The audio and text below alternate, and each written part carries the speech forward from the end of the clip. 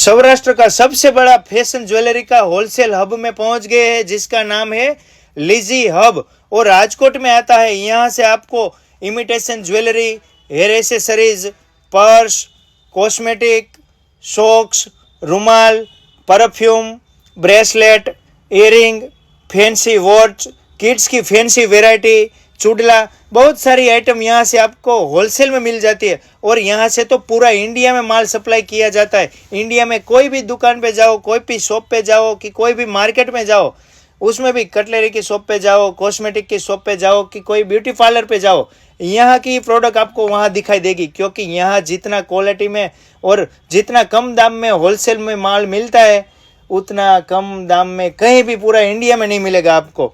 तो आप भी कोई छोटा बड़ा बिजनेस करते हो और नया बिजनेस के लिए आप सोच रहे हो, तो यहाँ ही पहुँच जाइए। एड्रेस भी नोट कर लीजिए। गुंदावाड़ी मेन रोड, रामजी मंदिर के चौराहे के पास ही आता है लीजी होलसेल हब।